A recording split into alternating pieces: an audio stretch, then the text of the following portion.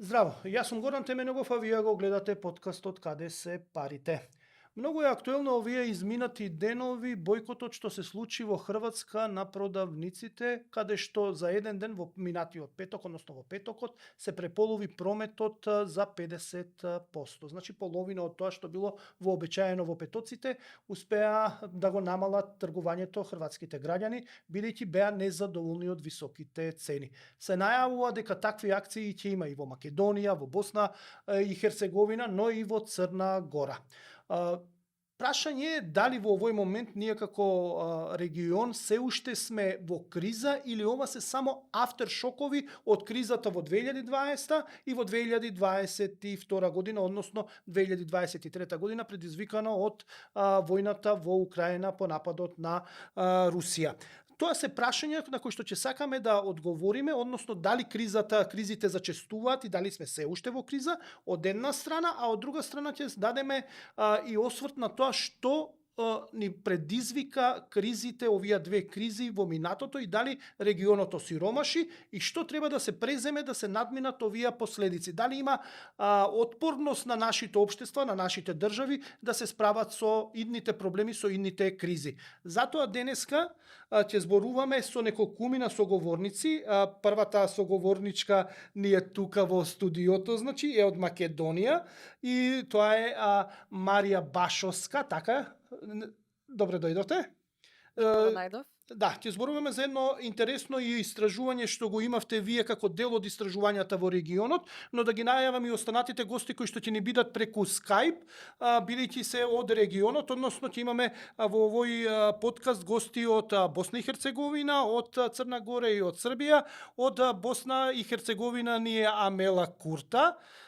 Здраво Горан, одлично се чујемо, хвала на позиву и ево биće mi čast i zadovoljstvo podijeliti iskustva i nalaze studije vezane za Bosnu i Hercegovinu. Така, Амела Курта е постар истражувач во Центарот за развојни евалуации и обштествени истражувања, ако добро го кажав, тоа е тоа.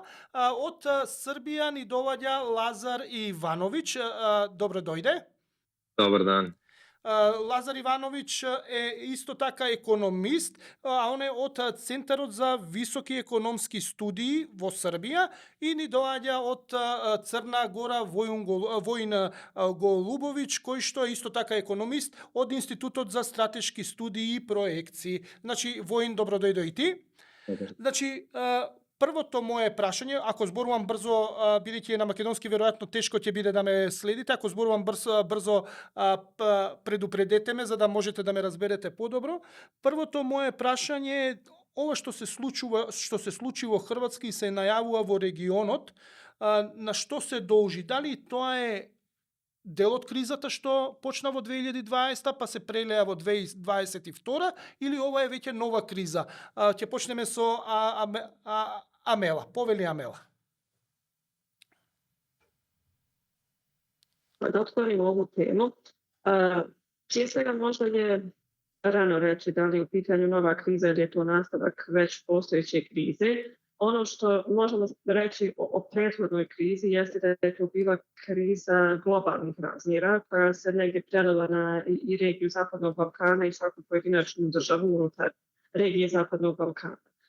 Ono što je negdje vidljivo iz podataka i iz poređenja koje smo mi sadržali u našoj studiji u kojoj smo analizirali utjecaj rasta cijena hrane i energije na životne navike domaćinstava na Zapadnom Balkanu sa posebnim fokusom na Bosnu i Hercegovinu, pokazala je negdje da je u toj krizi 2021-2022 godine negdje najveći utjecaj jeste preživjela Bosna i Hercegovina, sa čak negdje rastom cijena hrane zabilježenim u prelazu između 21. i 22. godine, ako gledamo dakle, taj period, neki 25,6% su rasle cijene u tom periodu samo za hranu. A evo negdje posljednji podaci, konsultovala sam ih dakle, danas u pripremi za ovaj podcast. Što se tiče dakle, Bosne i Hercegovine i rasta cijena hrane, posljednji dostupni podaci u decembru 24. godine u odnosu na prosjek 23. godine su, ajmo reći, samo 5,2%.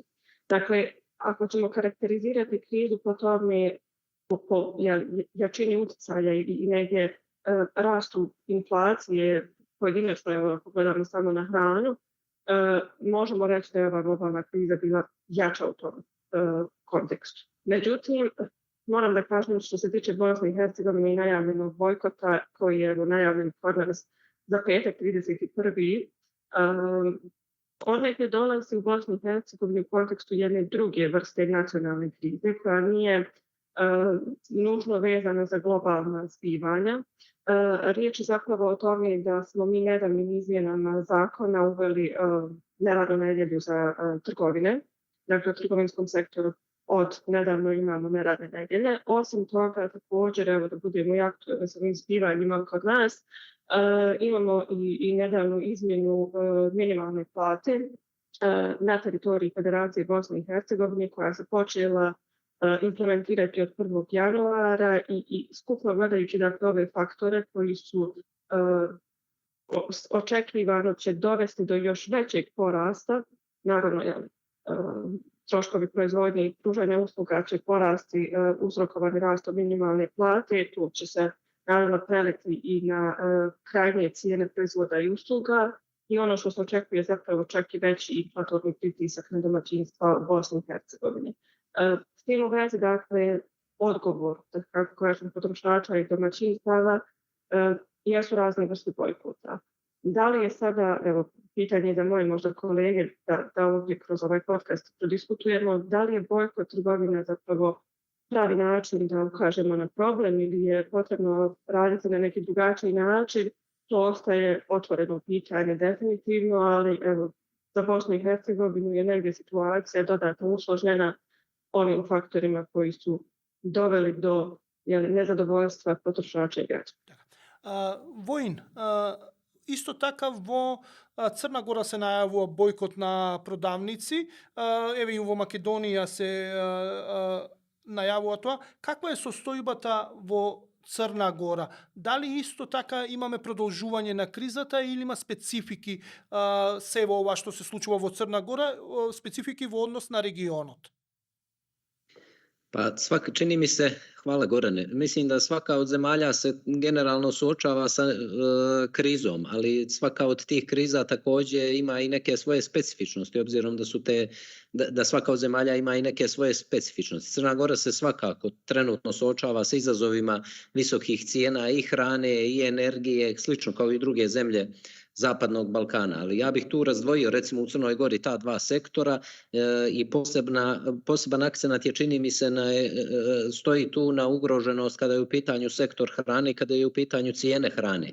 Znači imamo, iako inflacija u brojnim zemljama djeluje, pogotovo zemljama Evropske unije, djeluje prilično stabilizovano, cijene hrane u Crnoj Gori i dalje rastu i ta poskupljenja su posljedica jedne velike uvozne zavisnosti Crne Gore, znači preko 80% potreba za hranom u Crnoj Gori se zadovoljava iz uvoza i to posebno, rekao bih, oni krucijalni prehrambeni proizvodi poput brašna, mliječnih proizvoda, prerađevina i tako dalje. I ono što je još karakteristično za Crnu Goru jeste da smo mi generalno nemamo čak ni diversifikovan uvoz, nego većina tih proizvoda dolazi iz par zemalja regiona. Tu dominantno je Srbija.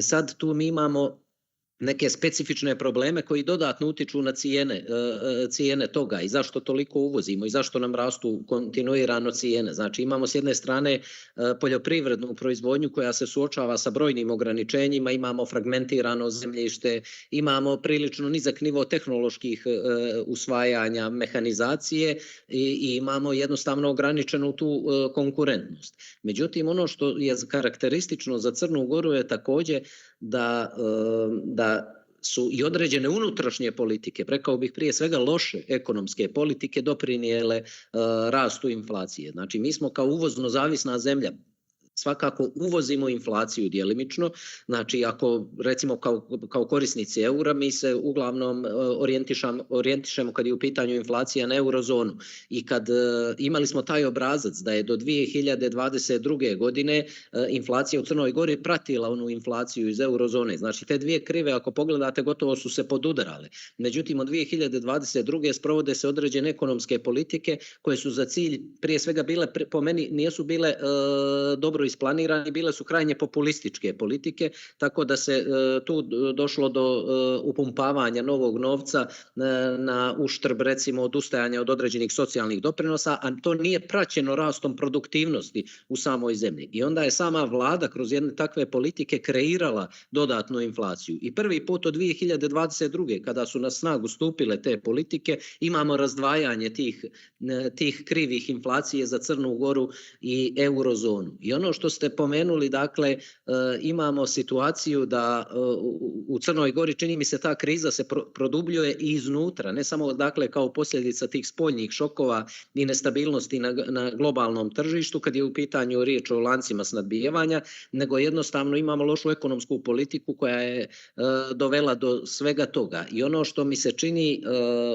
što se također treba naglasiti, znači imamo usred takvog jednog netržišnog uređenja, odsustva rasta produktivnosti i rekao bih previše zaštitničkog odnosa prema određenim lancima, trgovinskim lancima u Crnoj Gori, trenutna kriza kulminira upravo ovih dana kad opet čak imamo i premijer crnogorski koji da bi prikrio, mogu slobodno reći, efekte svoje loše ekonomske politike, da suzbije inflaciju, pridružuje se pozivu za bojkot trgovinskih lanaca, što je potpuno apsurdno. Recimo. Da, to i kod nas isto i u Hrvatskoj je bilo i kod nas danas kad snimamo ovaj podcast, to se desilo i naš premijer je to dao podršku najavljenom bojkotu u petku. To je to, znači to je onaj populizam. Vlada ne treba to da radi, vlada treba da učini ono što može da bi suzbila inflaciju. Istovremeno imate nekoliko povećanja energenata, recimo gorivo kontinuirano raste, vlada može da smanji akcize da bi smanjila cijene goriva, samim tim bi se to reflektovalo, multiplikovalo i na smanjenje ostalih možda cijena, ali to oni ne žele da urade. Dakle, lakše je pridružiti se određenim populističkim pozivima i odgovornost sa sebe prenijeti na Да, ќе зборуваме за истражувањата што ги направивте за време на кризите, тоа ќе е централното тема на овој подкаст, но мораме сега да вклучаме од Србија господинот Лазар Ивановиќ. Здраво и на тебе, Лазаре. Значи, еве. Dovežem Да, по-слободно. Što su pričale kolege. Sad, što se tiče Srbije, to je već malo sad onako dosta specifična situacija. Prvo da se nadovežem na ovo što su pričali. Mislim da bojkot trgovinskih lanaca može predstavljati neku vrstu efektnog, nekog elementa građanske, ajde kažemo, građanske, neću kažem neposlušnosti, ali građanskog načina iskazivanja nezadovoljstva trenutnom situacijom u zemlji, pošto obično imaju izborni ciklus koji je na svakih 4 ili 5 godina i do tad se otprilike ništa ne pitaju. Tako da to može biti pozitivno. Naravno, političari su tu da izmanipulišu čitav proces i da preuzmu stvari u svoje ruke. Što se tiče Srbije, pa mi se suočavamo sa veoma sličnim problemima što se tiče inflacije kao i ostale zemlje Zapadnog Balkana. Samo što kod nas, moram da kažem, mi smo imali jedan svojevrstan bojkot trgovinskih lanaca, samo što on nije imao isti uzrok kao kod ostalih zemalja.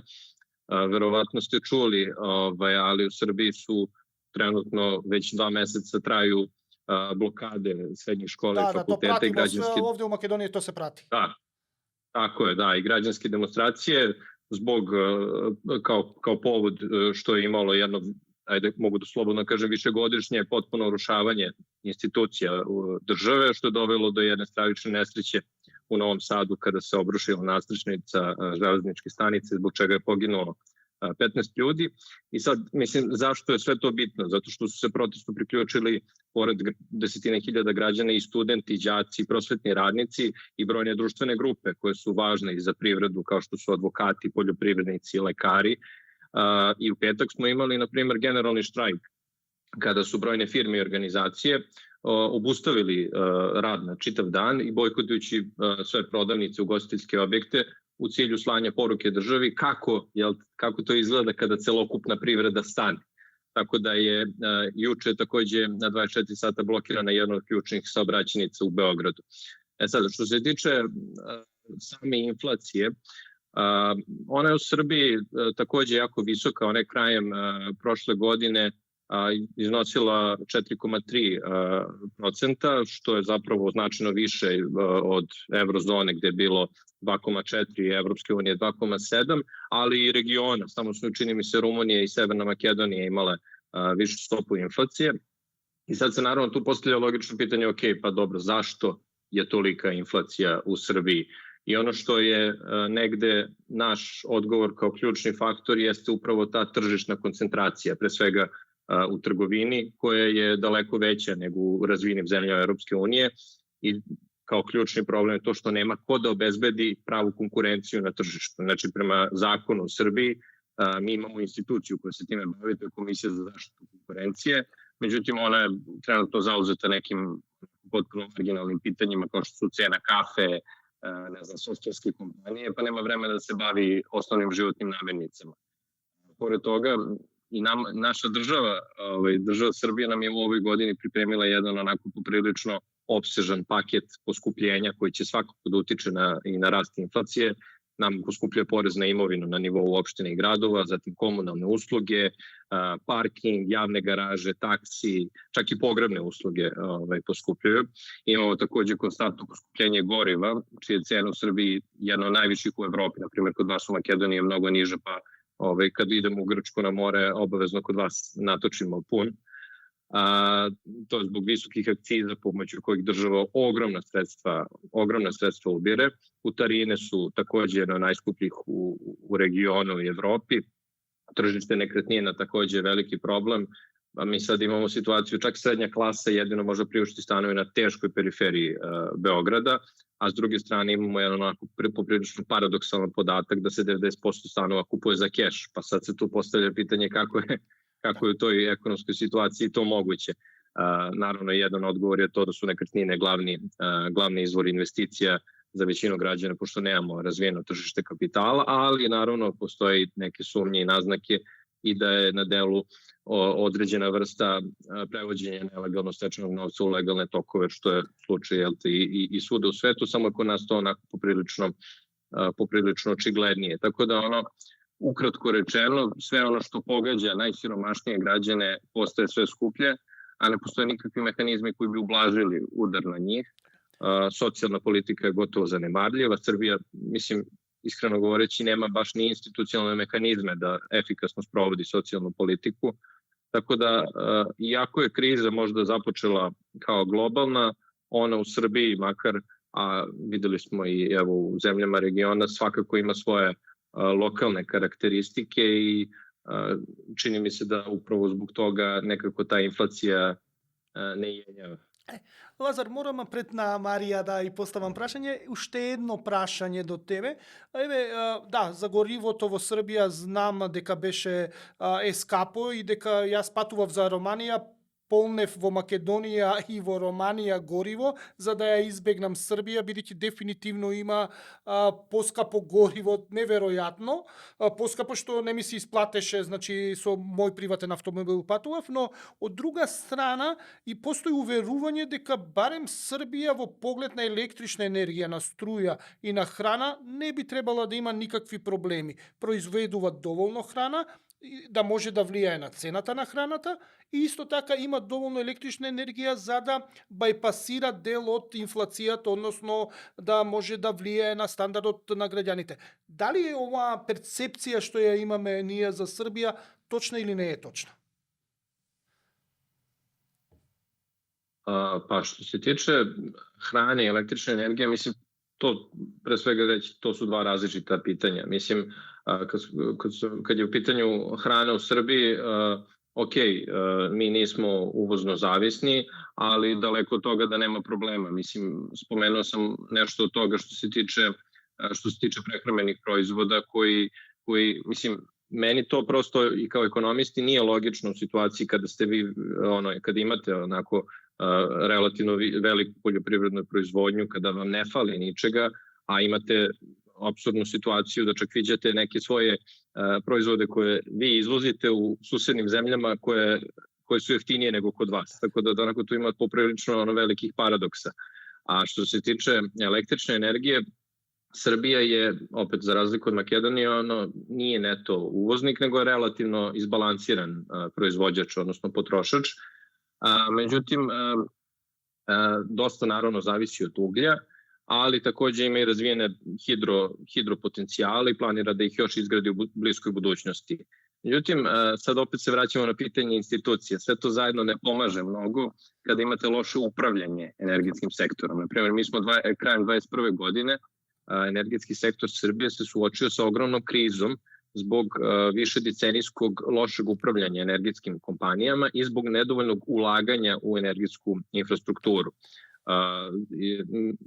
Da budem onako precizniji, ugalj koji se koristio je bio veoma loše kvaliteta i nije zapravo tamo u Lazarevcu, u Kolubari, nije bio do kraja iskopan, pa je bio mokar i pomešan sa zemljom, što je dovelo do havarije i stali su praktično svi proizvodni blokovi u tentu, zbog čega je 130.000 domaćinstava tada ostalo bez struje.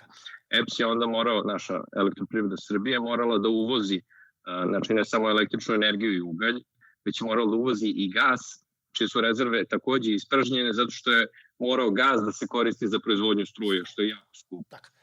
Tako da još na sve to dodajte i da se taj prekomerni uvoz desio baš u periodu kada su cene ovih energenata bile na svom vrhuncu. Tako da je cijela ova situacija primorala vladu da samo u 2022. godini mora čak 1,6 milijarde evra da daju subvencijama kako bi pokrila gubitak koje su stvarale javna preduzeća u sektoru energetike. Sad ja znam, naravno, Severna Makedonija je opet isto morala da plati, odnosno država morala da plati za subvencije i da interveniše fiskalnim izdacima u tom periodu, ali vi ste neto uvoznik, ako nas situacija nije така. А ќе зборуваме за истражувањето, како се снајдовте сите три земји, односно 4 земји и Македонија, но да дадеме сега и на Марија малце шанса да каже, што ни се случува, дали е продолжена кризава или не е продолжена кризава, нова криза ли е или афтершок е? Како гледате вие во Финансинг на сево ова?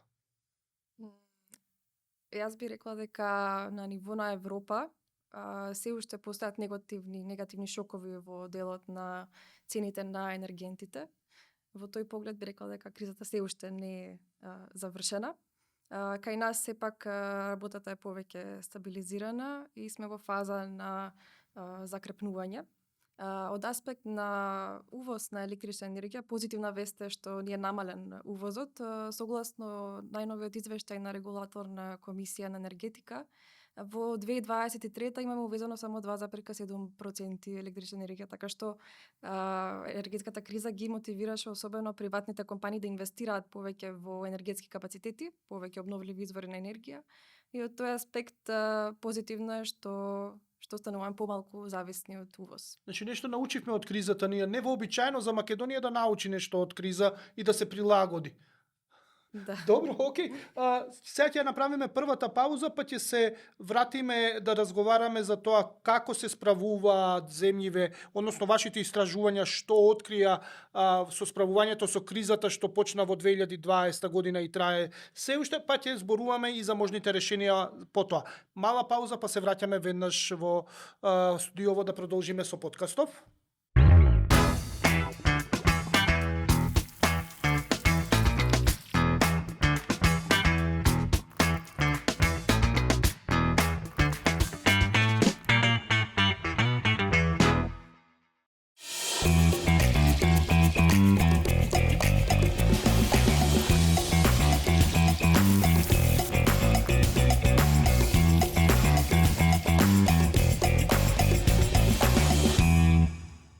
Продолжуваме со подкастот, зборувавме како е во регионов, секој си има своја мака. Зачудувачки на мене што ми беше интересно е Србија како најголема земја во регионот и најголем економски потенцијал, исто така имаат големи проблеми во областа на економијата, но првин ќе зборуваме сега она што многу интересно воинот Црна Гора го истакна дека почнува заради популизам да се дели таа кривите на инфлацијата, односно како што паѓа инфлацијата во еврозоната, бидејќи они се врзани со еврото, паѓа инфлацијата во еврозоната, но продолжува да расте, односно не паѓа инфлацијата во Црна Гора, а тоа известно време одело паралелно. Така што ќе почнеме со Црна Гора, со господинот Воин Голубовиќ, околу тоа што открија нивните истражувања, како владата во Црна Гора се справи со кризата што почна со ковидот во 2020 година и како се справуваше понатаму до сега со кризата. Воин, повели што откривте, што се случуваше, чист популизам или имаше некои добри економски мерки? Nije bio sve čisti populizam, nešto je moralo da se uradi onako kako se uradilo i to je, čini mi se, nešto što je, ajde da kažemo, i plus.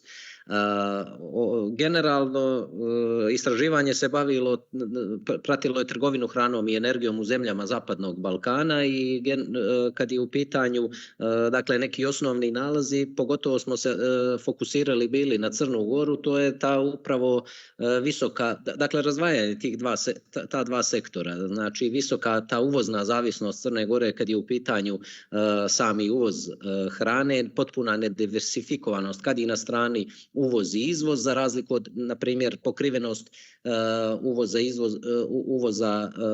izvozom je bila veoma mala, izvoz je bio 16 puta veći od uvoz je bio 16 puta veći od uvoza, dok je taj odnos u drugim zemljama, recimo Zapadnog Balkana, mnogo povoljniji. Taj trend se naravno i nastavio i nakon ovog perioda i nakon ovih godina za koje smo radili istraživanja, tako da i najnoviji podaci pokazuju na dodatno produbljivanje te same krize kad je u pitanju trgovina hranom. Ukupni izvoz je opao za preko 16%, a uvoz je povećan za 6% samo u prethodnoj recimo godini, tako da je i pokrivenost uvoza izvozom pala na svega 14% u Crnoj Gori. I tu se primjećuje sve veći taj trgovinski jaz, povećava se ta osjetljivost Crne Gore i dovodi se generalno u pitanje ta ekonomska održivost u uslovima krize. Međutim, kad je u pitanju energetski sektor, tu stojimo znatno bolje. Međutim, tu je čak i inflacija se nije značajnije dešavala u energetskom sektoru ako izuzmemo gorivo. Dakle, kad je u pitanju sama električna energija, tu je recimo reagovalo se na način da se striktno političkom odlukom zamrznu cijene električne energije tako kako bi se zaštitio životni standard građana. Međutim, čini mi se da takve mjere nisu praćene nekim drugim mjerama koje bi omogućile recimo mnogo bolji položaj Crne Gore kad je u pitanju trgovina energijom i energetski sektor i rezistentnost kad je u pitanju snabdijevanje energijom u budućnosti. Više su išle, opet kažem, i tu je bio populizam, neko političko zapošljavanje u energetskom sektoru i tako dalje, što je, kažem, u značajnoj mjeri sputalo vladu da bolje reaguje. Kad je u pitanju kriza, znači kako se Crna Gora prilagodila krizi. Čini mi se tu su uglavnom dominirale te kratkoročne mjere. Vlada je uvela različite subvencije, zamrzavanje cijena određenih proizvoda kako bi se jednostavno smanjio taj uticaj inflacije na potrošače i te cijene električne energije, kažem, iako Crna Gora ima i dalje najskuplju od svih zemalja Zapadnog Balkana električnu energiju za domaćinstva, ta cijena nije mijenjana evo već nekoliko godina, ali kažem dugoročno postoji rizik od povećanja, jer u suštini Agencija za regulatornu energetiku predlaže ta povećanja cijena električne energije. Pitanje je samo kad će doći do povećanja toga. Također, čini mi se da je izostala dugoročna ta perspektiva kad je u pitanju sami odgovor na krize i te neke strateške mjere su koje bi uticale na smanjivanje te zavisnosti od uvoza i koje bi ojačale ekonomsku otpornost su značajno izostale, tako da je izostalo neko, prije svega kažem, jačanje domaće poljoprivrede kroz investicije, recimo klastere, podršku malim proizvođačima. Znači, iako je u nekom prethodnom periodu bila ta strategija razvoja klastera, pogotovo za sektor poljoprivrede, s tim se nekako stalo. Također, povećanje energetske nezavisnosti nije u dovoljnoj mjeri iskorišćeno, jer smo u prethodnom periodu imali recimo značajne infrastrukturne projekte koji su se odnosili na prije svega taj podvodni kabel sa Italijom, zatim tu su bile brojne vjetroelektrane koje su izgrađene i tako dalje. U zadnje zadnje 4-5 godina, osim recimo solarnih panela, koji je klasični program za domaćinstva, nije bilo ni jednog značajnijeg infrastrukturnog projekta koji bi ojačao rezistentnost energetskog sektora. Znači, Crna Gora sa druge strane, to smo također kroz ovo istraživanje pokazali, raspolaže izuzetno velikim potencijalom, pogotovo kad su u pitanju obnovljivi izvori energije, i hidro, i solarnim, i vjetropotencijalom. Znači, to smo tamo kvantifikovali, znači neću vas zamarati sad samim brojkama, ali to je izuzetno veliki potencijal koji uopšte nije u značajnoj mjeri iskorišćen i sa čime se stalo. Kažem, prioritet su bile neke druge aktivnosti. Tako da smanjenje trgovinskog deficita ne treba da bude cilj sam po sebi, nego posljedica ulaganja u povećanje konkurentnosti samih preduzeća kroz upravo razvoj, a taj razvoj, kažem, izostave. Također, jačanje tržišta rada, ekonomske politike, dešavale su se određene promjene tu, ali kako bi se smanjila ta ekonomska, prije svega, zavisnost od turizma i eksterne potrošnje, jer pogotovo u periodima turizma vidjeli smo da postoje ti obrasci povećanja potrošnje i kad je u pitanju hrana i kad je u pitanju sama energija. Znači, iako su te kratkoročne mjere, rekao bih, pomogle u stabilizaciji situacije, samo na kratak rok, mi se i dalje nalazimo u određenoj krizi i to rješavanje određenih problema zavisnosti od uvoza i energetske nesigurnosti prije svega čini mi se ključnim za buduće strategije, buduće politike i budući ekonomski razvoj same zemlje. Vojin, ocenka od 1 do 5. Kako Crna Gora se spravi со кризата? Оценка. 1 do 5. Pri čemu je 1 najlošije, a 5 najbolje. Najdobar, da. A Boga mi, 1 mršavu trojku bih ja tu dao. Добро.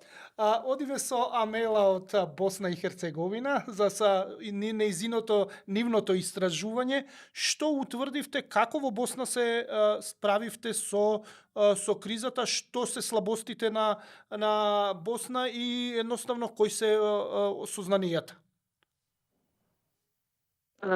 Pa što se tiče našeg istraživanja, mi smo se u okviru ovog regionalnog projekta bavili istraživanjem utjecaja rasta cijena na životni standard domaćinstava na Zapadnom Balkanu sa posebnim fokusom na Bosnu i Hercegovinu. I evo ja ću, ako će slijediti isto pitanje za Bosnu i Hercegovinu, možda čak dati i negdje lošu ocjenu u odnosu na kolegu iz Crne Gore.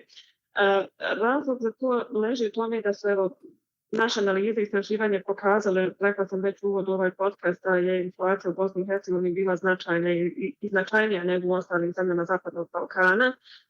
Međutim, ta inflacija nije jednoznačno pogodila sva domaćinstva u Bosni i Hercegovini. Istraživanje je pokazalo da su zapravo određene socioekonomske skupine bile više pogođene u odnosu na druge. Tu prije svega mislimo na domaćinstva čiji se prihodi nalaze na onom donjem kvantimu potrošnje. Osim toga, dakle, to su domaćinstva koja žive u ruralnim sredinama i koja možemo, uslovno rečeno reći, spadaju u domaćinstva koja žive u neenergetski efikasnim domaćinstvima.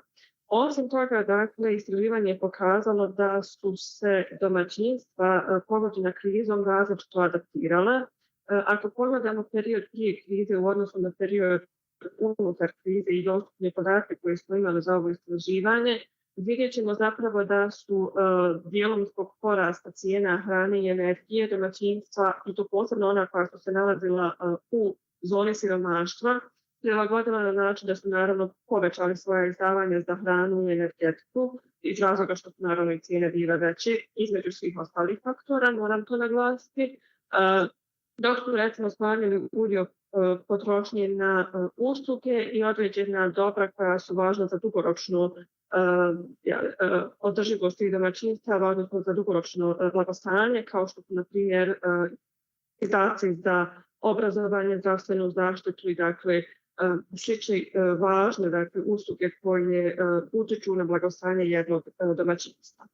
Također smo gledali kako su vlade, moramo reći da je takav administrativno ustrojstvo Bosne i Hercegovine, kako su vlade u Bosni i Hercegovini reagovale na krizu.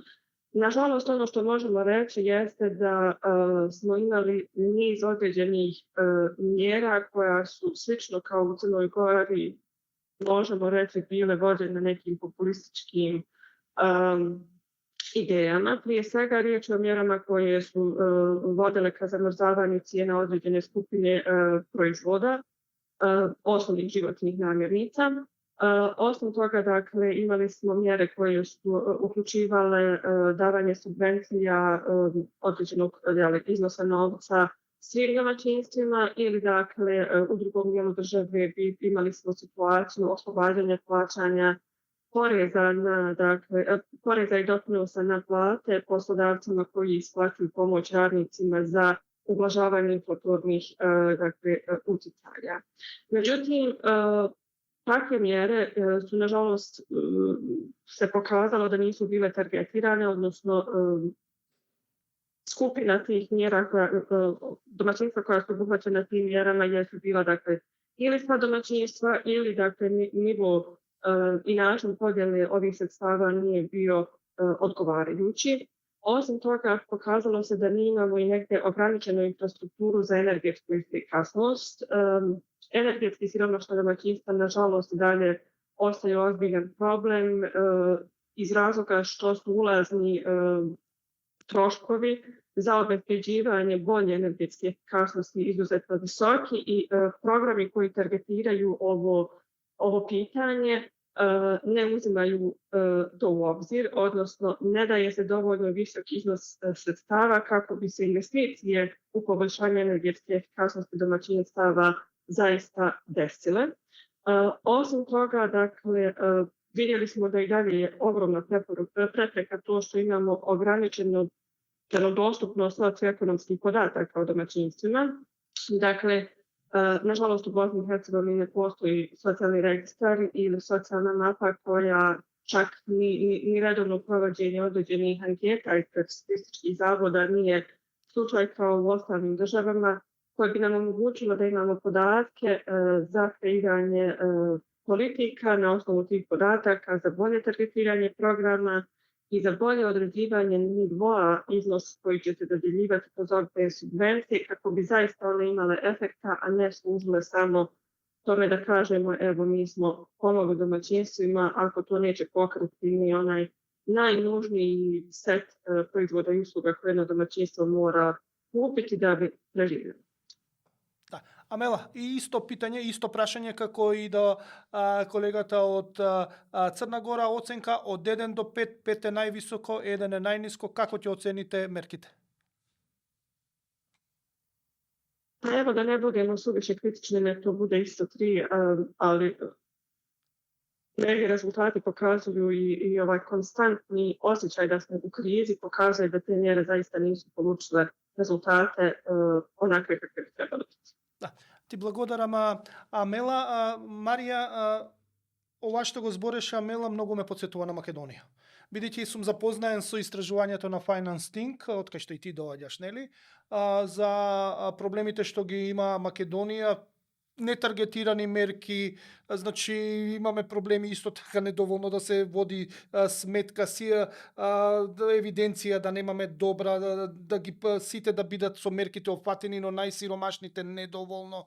Едноставно, но што покаже друго истражувањето, бидејќи јас знам дека ти се бавиш со делот за енергетика, гледаме дека во моментов во Македонија влегуваме во нова криза, пофали дека увозот се намалил минатата година, но од друга страна гледаме дека јавни предпријатија молат сега од владата да излезе во пресред, бидејќи купуваат многу скапа струја и едноставно не можат да излезат од кризата, бидејќи тие јавни предпријатија се водоводи и канализација. Во суштина, ако не работат пумпите, нема да имаме вода, а ако не работат пумпите во канализацијата, не ќе може фекалната канализација да се однесе. Што се случува, што утврди вашето истражување во погледот, например, на енергијата, на енергенците? Веќе кога ги спомна јавните предпријатија, во 2023 објавивме и мал бриф за анализа како енергетската криза ги погоди општините. И баш од таа анализа увидовме дека дел од јавните предпријатија на општините се снајдоа тој период со тоа што или ги префрлија своите предпријатија на веќе постоечки предпријатија за да одат на регулиран пазар или формираа нови предпријатија за да се прехврлат на регулиран пазар, но по коментари од владата и од регулаторна комисија им беше кажано дека тоа не треба да го прават, тоест дека треба да функционираат на слободен пазар. А за нашата студија во рамки на овој проект ги анализиравме фискалните позиции на земјите од Западен Балкан. Увидовме дека по значајната поддршка за време на пандемијата, просторот за интервенција за време на енергетската криза беше помал, иако сепак земјите одвоја поддршка, дополнително се задолжија. Во делот на мерките, може да се каже дека енергетските мерки беа најобемни или субвенциите за електрична енергија опфатија најголем дел од поддршката. И ако ги поделиме мерките на мерки кои се таргетирани кон компании кои произведуваат електрична енергија или мерки кои се директни трансфери за енергетска сиромаштија, може да заклучиме дека значителен дел, поголем дел одат кон компаниите државни за производство на електрична енергија, или во случајот на Србија субвенционирана беше и цената на природниот газ за домаќинствата. И доколку пак го споредиме износот на оваа поддршка, најголем беше во случајот на Македонија, или околу 2% од БДП. Во агрегирани податоци можеме да заклучиме дека Македонија најмногу одвои за субвенции за електрична енергија за домаќинствата и за малите потрошувачи. И поради овој податок навлеговме малку подлабоко во овој дел и ги проценивме субвенциите за електрична енергија со сопствени пресметки, доколку ги видиме соопштенијата на владата за 3 години од 2021 до 2023.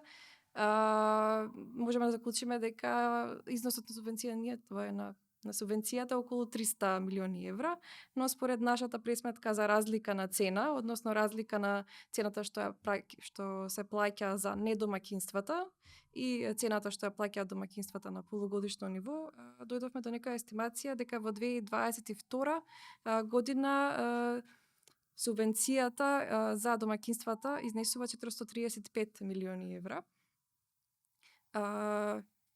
И За 2022, да, кога почна кризата, 435 милиони дадени се за енергетска поддршка во енергетскиот сектор, односно за компаниите и за граѓаните, за да не почувствуваме во суштина драстичен раст на цените. Тоа се буџетски пари, 435 милиона евра. Не може баш конкретно преку буџетот да се лоцираат, бидејќи според соопштенијата тоа е над 300 милиони евра, но доколку се процени целата цена на чинење на тие субвенции и сопствениот буџет на ЕСМ, можеме да апроксимираме само за 2022 дека тој износ бил 435 милиони евра, но сепак тоа е естимација и не мора значи дека. И сега толку е вложено тогаш што се попомогнато и сега повторно во 2025 на крајот од 2024 и 2025 имаме криза со компаниите, не можат со јавните комунални предпријатија не можат да излезат на крај со цената на електричната енергија. Па не се овие добри податоци.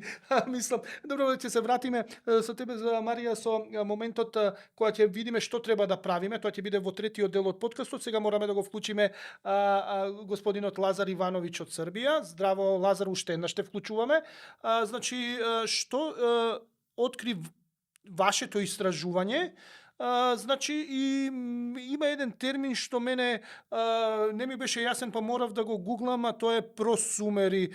Што се па да зборуваме првина од што откривте како се справи српската влада со кризата и што се просумери, да објасните, бидејќи го истакнувате вие во вашето истражување. Повели Лазар.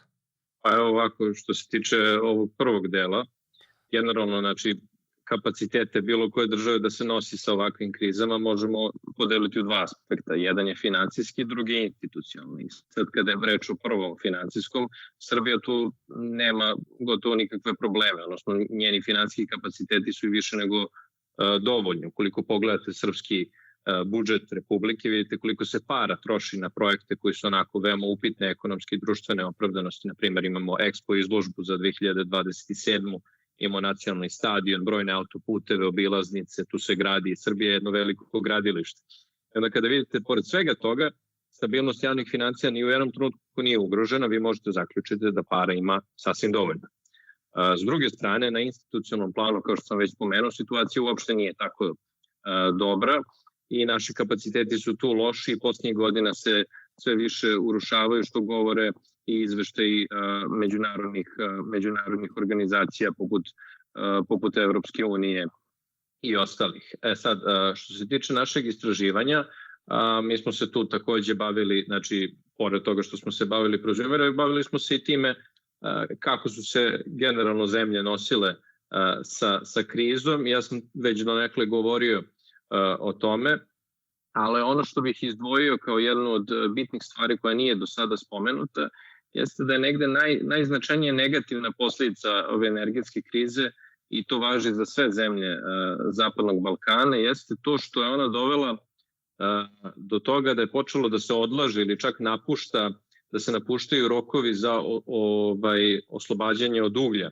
pod izgovorom takozvane energetske sigurnosti. Ta energetska sigurnost se kod naših političara tumači isključivo kao samodovoljnost. Međutim, jasno je da u današnjem onako visoko globalizovanom svetu energetska samodovoljnost ne samo da je iluzija, već jedan potpuno pogrešan cilj koji može da ima veoma negativne posledice, zato što ne možete da imate samodovoljnost bez uglja koji je štetan i koji zagađuje. Tako da rešenje je zapravo u toj diverzifikaciji energetskih izvora s jedne strane i s druge strane u trgovini. Sad, mislim da sam napravio donekle dobar uvod u temu prozumera. Zašto su, mislim pre svega da ukratko objasnim, dakle, šta su prozumeri i zašto su oni bitni. Pa to su, znači, da krenemo od korena reči. Prosumer, znači sastoji se od reči producer i consumer, odnosno proizvođač i potrošač električne energije. Dakle, to mogu biti ili pojedinci ili pravna lica koji istovremeno proizvode ili troše energiju. I to uglavnom govorimo o obnovljivim izvorima energije, uglavnom govorimo o energiji sunca. Tako da to je jedan onako revolucionaran koncept gde zapravo imate potrošače koji dobijaju neku vrstu, da kažem, energetske sigurnosti, ako ništa, makar mogu da umanje svoj račun za struju. Zašto su oni bitni? Pa evo, rekao sam, znači promovišemo obnovljive izvore energije, što je pozitivno, smanjujemo emisiju gasova staklene bašte, zatim podstičemo energetsku efikasnost. Zašto? Zato što vi onda kao potrošač, kao prozumer, vi morate da menjate navike u potrošnji. Znači vi sada morate da vodite računa kada trošite struju, koliko i tako dalje, morate da kupujete uređaje koje imaju onako energetsku klasu, znači višu energetsku klasu, da vodite računa o energetskoj efikasnosti, kupite dobru izolaciju i tako dalje. Znači samim tim troši se manje energije, energetski ste efikasniji i generalno takođe može dovesti do poboljšanja fleksibilnosti i otpornosti mreže. Takođe podržava decentralizaciju proizvodnje energije. Na neki način demokratizuje ono što je do sada bilo isključivo neki državni monopol. Sad, kako je to stanje od zemlje do zemlje? Mislim, mi smo se time bavili u našem istraživanju i videli smo, dakle, da Zapadni Balkan ima jedan onako veoma ogroman potencijal za solarnu energiju. Prema jednoj od studija iz 2022. godine, kad govorimo o Srbiji, Srbija bi mogla da pokrije skoro 80% od svoje trenutne proizvodnje električne energije samo pomoću solara. Znači, to je fantastičan podatak. I postavljanje solarnih panela na samo 10% krovova bi obezbedilo kapacitet koji je jednak kapacitetu naše elektroprivrede Srbije, odnosno našeg državnog preduzeća koje je zaduženo za energiju. Međutim, sad kad govorimo o nekim rezultatima, uprkos ovom potencijalu, Srbija je od 2021. godine, kada je počela da primenjuje zakonski, kada je omogućila zakonski prozumere, do danas registrovala svega oko 3000 domaćinstava prozumera, što je manje od 2% ukupnog kapaciteta obnovljive energije u zemlji. Znači, primjer, da napravim poređenje, Crna Gora, koja je 10 puta manja, je priključila isti broj prozumera za samo godinu dana i danas ih ima preko 4000. Dakle, sad postavlja se pitanje, pa dobro, šta je tu problem? Ono što smo videli jeste da problem nije u zakonodavstvu, Srbija već ima odgovarajuće zakone, međutim, postoje tu brojni problemi koje smo detaljno analizirali u našoj studiji, ja ću spomenuti samo neki od njih. Primjera radi, nemamo sertifikovane instalatere solarne opreme. Zašto je to problem? Znači, vi sad hoćete da postanete prozumer, imate početni izazov. Kako da izaberete pouzdanog instalatera opreme ako nemate nikakvu podršku, nikakve smernice za to? Vi imate slučajeve u Americi, na primjer, brojni požari su izbili zbog sličnih problema, jer jer je mogu da vam instalira solarne panele koje je hteo i onda imate takve situacije. A u Srbiji preti sličan problem, dok, na primjer, Hrvatska susedna zemlja ima sertifikovane instalatere, ima web stranicu gde možete tačno da vidite spisak njih, kod nas to nije urađeno, iako se Srbija obavezala da to uradi određenom direktivom iz 2009. godine čak. Zatim imamo procedure koje nekako nisu jasne, nisu jednačene, nisu transparentne, ne možete, nisu digitalizovane, nemate jasno sve na web stranici. Onda imamo problem da, na primjer, ukoliko ne živite u kući, nego živite u stanovima, da stambene zajednice jako teško mogu da postanu prozumeri, zato što ukratko kako ovaj proces funkcioniše. Znači, vi kad ste domaćinstvo, proizvedenu električnu energiju koristite direktno, a sav višak prebacujete u mrežu. Međutim, za stambene zajednice koje imaju solarne panele na krovu, naši propisi zabranjuju da se direktno povezuju sa stanovima. Znači, energija mora ići prvo u mrežu i onda vi plaćate naknadu za korišćenje mreže, što može dovesti do poskupljenja i do 50%. I onda vam se to ne isplati. Zašto biste se bavili time ako vam je to neisplativo? Onda imate, na primjer, isto slučajeve ukoliko živite u stanu, ali, na primjer, imate neku vikendicu i sad to vam je zgodno da, na primjer, tu proizvodite solarnu energiju, a da je koristite za svoje potrebe, ili, na primjer, da neko kupi, da niste vi vlasnik solarne elektrane, nego da vi od njega kupujete električnu energiju, odnosno da vam on nabavlja električnu energiju, to je isto nemoguće, zato što zakon zabranjuje da pristup solarnim panelima imaju treća lica. Tako da to je isto jedno. Onda imamo subvencije. Znači, subvencije su dobra stvar da se ta investicija koja je otprilike u Srbiji za neko prosečno domaćinstvo oko 7-8 hiljada evra, da vam se ta investicija brže vrati jer umanjuje početno ulaganje. Međutim, kod nas je problem što na tim tenderima, odnosno da biste vi uopšte dobili subvenciju, vi morate da izaberete instalatera solarne opreme koje vam opština kaže. A opština nema baš dobar kriterijum, oni biraju isključivo prema veličini prometa i onda nema veze kakva je ta firma, da li je ona uopšte stručna za to, nego vi morate, da biste uopšte dobili te pare, morate da izaberete njih i onda tu otvara velike prostore za korupciju. Tako da imamo mi tu još neke probleme, evo još jedan ću spomenuti, mi nemamo nikakvu studiju o kapacitetima naše distributivne mreže, mi ne znamo u kojim delovima Srbije naša mreža može da podrži koji broj prozumera, tako da to isto veliki rizik, može doći do preopterećenja distributivne mreže, tako da ima tu brojnih problema, ali ajde ovako da sumiramo. Ukratko, ključni problem jeste što je Vlada, odnosno Ministarstvo za rudarstvo i energetiku, ono je samo donelo te zakone 2021. godine i praktično je prestalo da se bavi tim pitanjem, tako da mi zapravo nemamo neku vrstu političke volje na najvišim nivoima da mi zaista tu priču prozuminga promovišemo i da napravimo nešto od toga. Jasno je, neće to nama rešiti sve probleme, ali je definitivno situacija takva da može da predstavlja izuzetno dobru potporu našem elektroenergetskom sistemu i, kao što sam rekao, da na neki način demokratizuje energiju u Srbiji. Lazar, isto prašanje, isto pitanje. Оценка 1-5 за справување со кризата на владата на Србија. 2.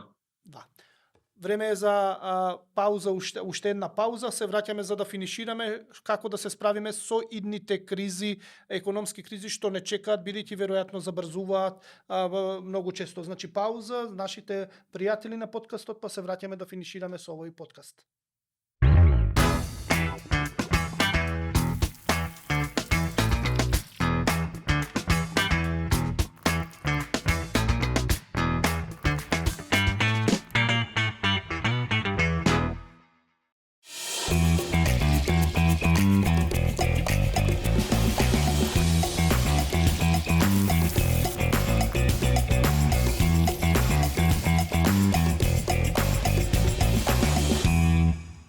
Се враќаме во подкастов, зборуваме со четворица наши гости, едната е присутна тука во студиото, тројцата се по Skype, зборуваме за состојбите со кризите во регионот и што нивните истражувања утврдија како владите се справија со овие кризи. Доаѓаме до финишот на подкастот, каде што ќе треба да одговориме дали овие 4 земји, Македонија, Босна и Херцеговина, Србија и Црна Гора, имаат капацитети во иднина да се справуваат со новите кризи, бидејќи тие забрзуваат. Значи, многу почесто од порано се појавуваат кризите, не се веќе на 20 на години, туку некако поче за чести од 2008 година наваму, гледаме дека 3 кризи имаме во 15, во 17 години. Тоа е сериозно забрзување. Само да не заборавам, Марија, како ти ќе оцениш македонската влада, како се справи со кризите од 1 до 5? Тоа заборавив да те прашам. Јас би оценила со 3. Со 3. Значи, добро, тука имаме 3 тројки и 1 двојка. Сега ќе одиме, Лазар, со тебе ќе продолжиме. Значи, последниот дел од подкастов, што треба, дали нашите држави, нашите општества, нашите влади во овој момент се подготвени да се справат со било каква економска и било каква економска криза. Што сметаш? Има ли капацитет и што треба да се направи за да може првин Србија, но и регионот подобро да се справува со идните кризи? Donekle sam već odgovorio na to, ali suštinsko pitanje jeste pitanje institucija. Mi trenutno u Srbiji posljednje 2 meseca kao građani čini mi se da svako daje neki svoj doprinos u poboljšavanju institucionalnog ambijenta, izražavanjem svoje građanske neposlušnosti i upravo akcentovanjem na to da je Ustav kao vrhovni dokument, pravni dokument u jednoj zemlji nešto što mora da se poštuje. Tako da je to svakako jedan aspekt. Drugi aspekt je pitanje prioriteta vaše politike. Znači, šta vi želite da ostvarite. Videli smo, Srbija makar nema problema sa novcem, znači ona ima dovoljno novca, ali čini se da prioriteti nisu takvi da stvori jedno društvo koje na neki način neguje određene vrednosti kao što su jednakost, solidarnost i tako dalje. Mi možemo da vidimo, govorio sam o tome šta je sve poskupelo i koga to najviše pogađa.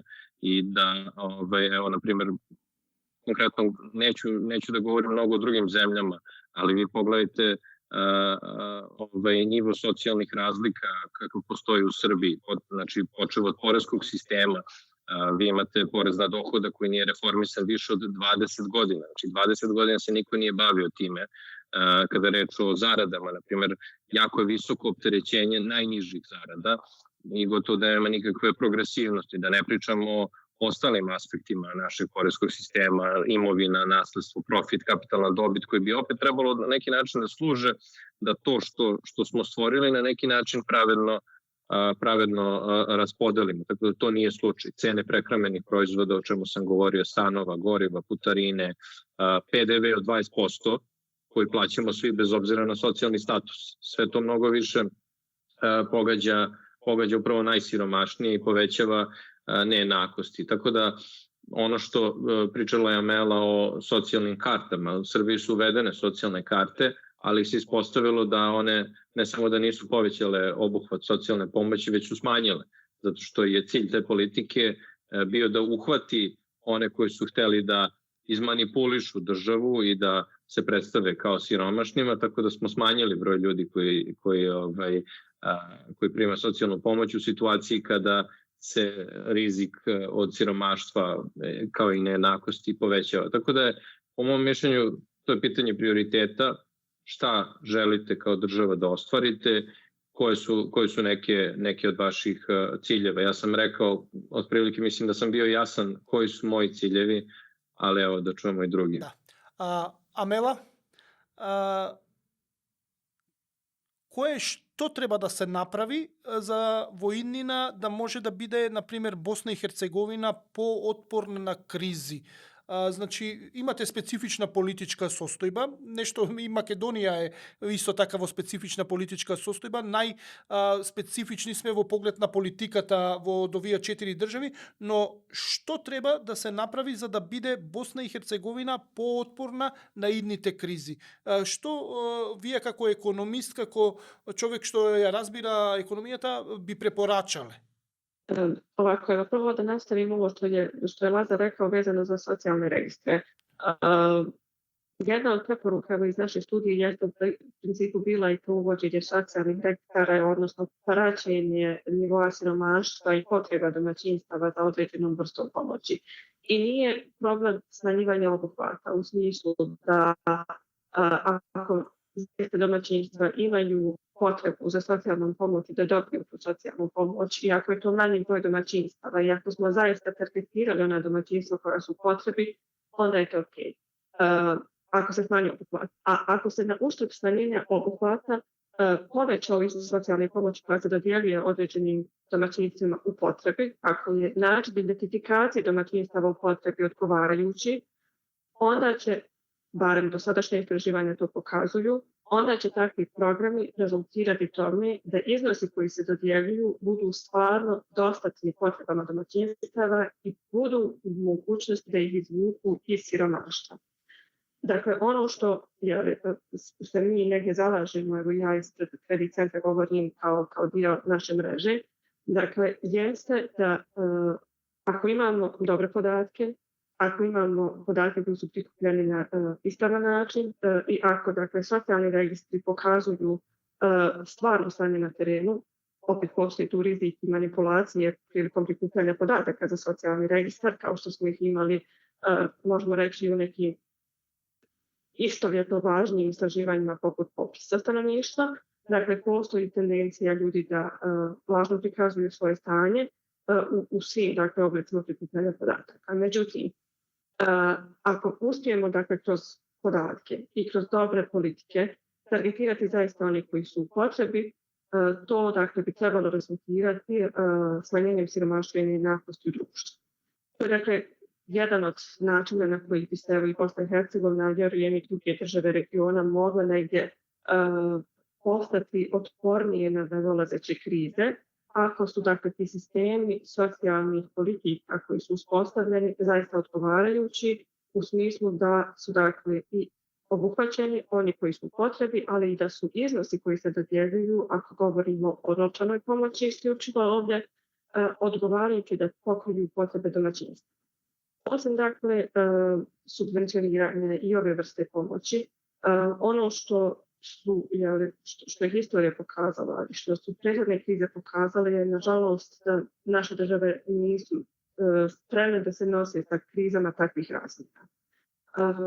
Da li možemo naučiti iz krize? Možemo naučiti. Da li hoćemo naučiti iz krize? To je sad drugo pitanje. Da li naše institucije mogu naučene lekcije na jednostavan način pretočiti? Ponovo se vraćamo i slažem se sa Lazarom, zavisnosti šta su prioriteti naših vlada, da li zaista smanjenje siromaštva i nejednakosti ili nešto drugo. U kontekstu toga, ako pogledamo drugu temu, koja se tiče energetske efikasnosti, ono što smo mi prepoznali kao jedan od mogućih rješenja jeste zapravo na neki način smanjenje troškova energije domaćinstava, obzirom na visoku ovisnost domaćinstava o energiji i utjecaja cijena rasta energenata na druge proizvode i usluge. Dakle, prije svega, uključivanje što većeg broja domaćinstava u programe energetske efikasnosti za rješavanje, dakle, problema energetske siromaštva kroz ili subvencioniranje ili niskokamatne kredite za, dakle, unapređenje energetske efikasnosti njihovih stambenih jedinica. Zatim, dakle, kroz različite šire podsticaja za vlasnike nekretnina da ulažu u energetske efikasne renovacije. I osim toga, dakle, podrške za energetske efikasne projekte na nivou lokalnih zajednica koji uključuju i, dakle, nabavljanje određenih materijala i uređaja štedljivih, energetskih štedljivih uređaja na nivou lokalnih zajednica. Osim dakle ovih seta mjera vezanih za energetsku efikasnost i seta mjera vezanih za siromaštvo, ono što smo također istakli u našoj studiji, ali i dakle kroz druge naše aktivnosti, veže se za pitanja proizvodnje hrane i poljoprivrede. Dakle, još jedan od načina na koji možemo na neki način ublažiti buduće skokove jeste da razmišljamo o vlastitoj proizvodnji, odnosno o tome kako poboljšati poljoprivredni kapacitet u našim državama. Nažalost, svjedoci smo toga da zbog visokih proizvodnih troškova, neefikasnih dakle, sistema proizvodnje hrane kod malih proizvođača, zastarjele mehanizacije i negdje neatraktivnog zanimanja, ajmo to reći, sve više malih poljoprivrednih proizvođača napušta svoja gazdinstva i okreće se nekom drugom vrsti proizvodnje. A negdje u tome, ajmo reći, leži budućnost u hrani, u proizvodnji hrane i mi smo to prepoznali i neke od naših preporuka uključuju i dakle subvencije, odnosno niskokamatne kredite malim poljoprivrednicima, pogotovo onima koji promovišu održive poljoprivredne postupke i rade na povećanju dostupnosti lokalne hrane, također uključivanje gradskih zajednica u dakle, proizvodnju hrane i osim toga dakle, projekte certificiranja malih proizvođača i podrške u lokalnom lancu vrijednosti, odnosno snabdijevanju od malih proizvođača do velikih trgovinskih centara. Dakle, negdje su to preporuke koje smo mi prepoznali i istaknuli kroz ovo naše istraživanje i ono što bih htjela da kažem, dakle, od svih tih preporuka, opet na kraju, jer s naše strane odgovornost kao istraživača jeste da pokažemo dokaze i da damo preporuke, ali je na donosiocima odluka da li će te preporuke čuti i implementirati ili će se voditi nekim drugim motivima. Амела, ова што го зборуваше е како да зборуваш за Македонија и затоа пред да кога го поставува прашањето направив компарација дека многу сме слични во политичката состојба, делумно нефункционални политички системи, но гледам дека истите неверојатно слични и економски проблеми. Македонија исто така може да произведува храна, не произведува, нето увозник сме.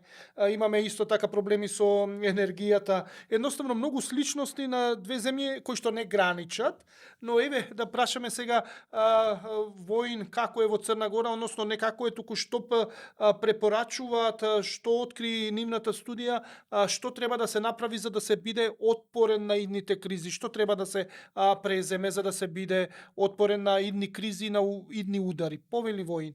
Hvala. Pa evo, samo ću se kratko prije toga osvrnuti na ovo što je Amela rekla i potpuno je dobro rekla i ovo što je Lazar pomenuo, a to je dakle obuhvat socijalne zaštite. Dakle, mi u Crnoj Gori smo imali samo digresija jedna, pa ću se vratiti. Znači, mi smo u Crnoj Gori imali situaciju da opet dolazimo na onaj ključni problem, a to je dnevne politike. Znači, politike se ne sprovode strateški. Znači, mi imamo u Crnoj Gori da se utrkuje i vlast i opozicija, nebitno ko s koje strane dolazi u predlozima za povećanjem određenih socijalnih davanja i tako dalje. Međutim, ta socijalna davanja jednako pokrivaju cjelokupno stanovništvo. I onda smo imali u jednoj situaciji izjavu tadašnjeg potpredsjednika vlade koji je rekao u Crnoj Gori, hvalio se, znači rekao mi imamo pokriveno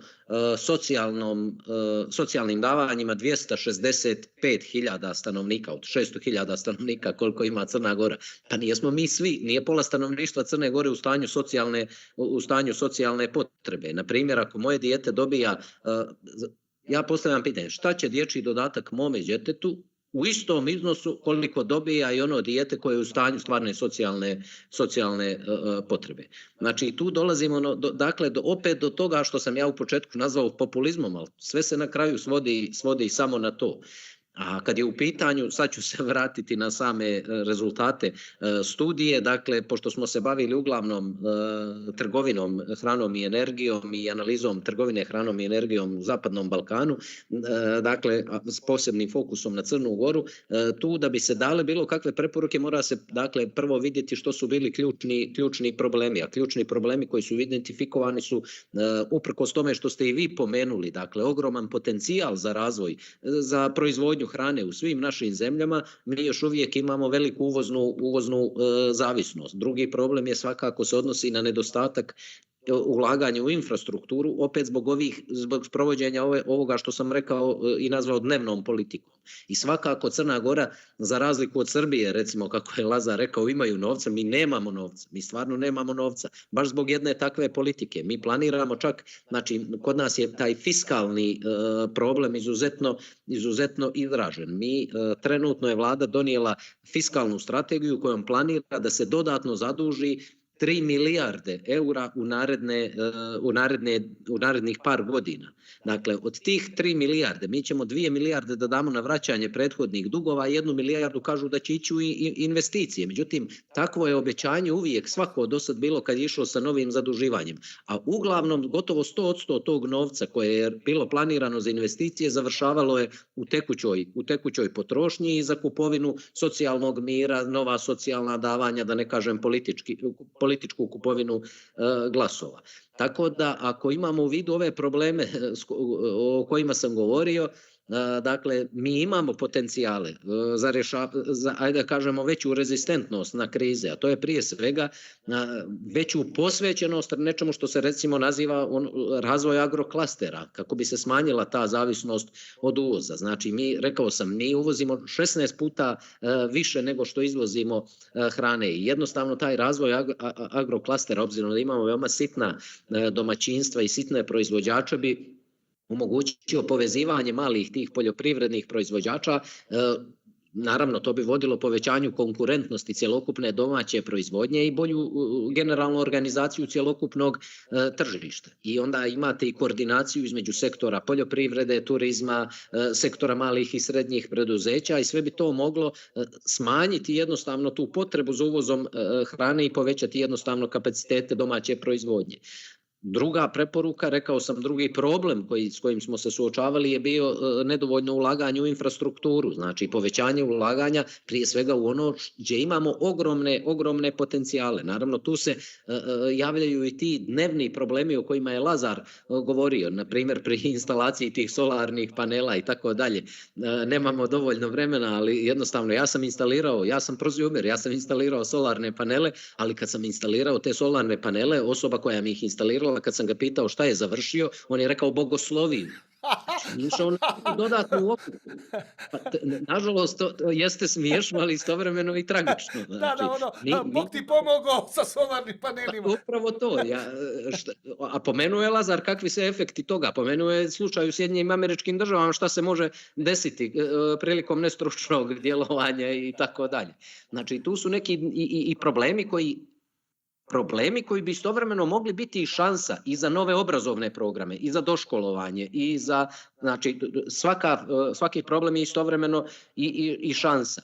I svakako, kažem, investiranje u tu infrastrukturu za jednostavno trgovinu energijom, jer Crna Gora ima tu stratešku poziciju za regionalnu trgovinu energijom. Pomenuo sam taj kabel ka Italiji koji može biti ogromni potencijal za izvoz energije, znači kolekcije regionalne energije i izvoz dalje ka Evropskoj uniji. Međutim, kako bi se bolje iskoristio cjelokupan taj potencijal i potencijal koji imamo u tim obnovljivim izvorima energije, jednostavno potrebna su dodatna ulaganja u modernizaciju elektroenergetske mreže, povećanje kapaciteta prenosa električne energije, da ne pominjem šta sve, znači sve tu može da ide. I to bi omogućilo ne samo tu veću energetsku sigurnost Crne Gore, nego jednostavno i povećanje izvoza obnovljive energije u region i u zemlje Evropske unije. To naravno doprinijelo bi donošenju brojnih ekonomskih benefita i smanjilo istovremeno tu energetsku zavisnost. Da go finiširame podcastov. Marija, so tebe će završime. Еве, препораките што произлегуваат од вашата студија, значи на Financing, што треба да се преземе за да бидеме поотпорни, порезистентни на идните кризи? Каде гледате дека може да се подобрат работите за да бидеме поотпорни? Така, од аспект на фискална политика, во студијата препорачуваме да се штеди во некризни времења, да се фокусираме на фискална консолидација во некризни времења со цел да можеме да реагираме посоодветно кога ќе дојде следната криза. Од аспект на субвенциите за електрична енергија, знаеме дека е политички непопуларно да се тргнат субвенциите целосно, но согласно планот за раст на Европската Унија сме обврзани да ги намалиме субвенциите во следните години. Во 2024 започна намалувањето од 100% субвенционирање од регулиран пазар на 95%, а 5% на слободен пазар, но со новата влада субвенционирањето продолжи на 100%, така што сега за сега се уште немаме прогрес од тој аспект за намалување на субвенциите. Но доколку се намалат субвенциите постепено, тоа би мотивирало од друга страна домаќинствата да се однесуваат поекономично и да инвестираат повеќе во енергетска ефикасност, бидејќи ако почувствуваат зголемување на сметките, тоа би ги мотивирало да се однесуваат по економично и да ја зголемат својата енергетска ефикасност.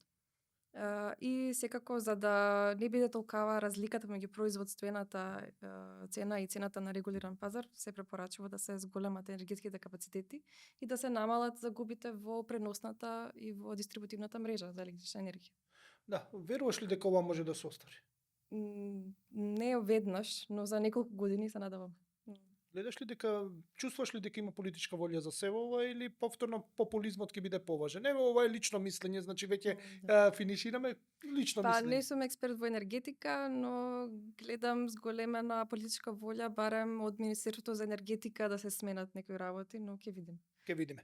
Да, со тоа ќе видиме, го завршуваме во овој подкаст, те се заблагодарам тебе што беше гостинка, да ви се заблагодарам и на вас што бевте гости во овој подкаст. Интересни сознанија, видовме дека Македонија и Босна слични маки имаат, Србија има специфични проблеми, а Црна Гора исто така е специфична во многу аспекти, но сите не поврзуваат дека популизмот е поважен од реалните економски мерки што ги прават политичарите. Со ова ќе завршам, ви благодарам уште еднаш што бевте дел од овој подкаст. Hvala. Potpuno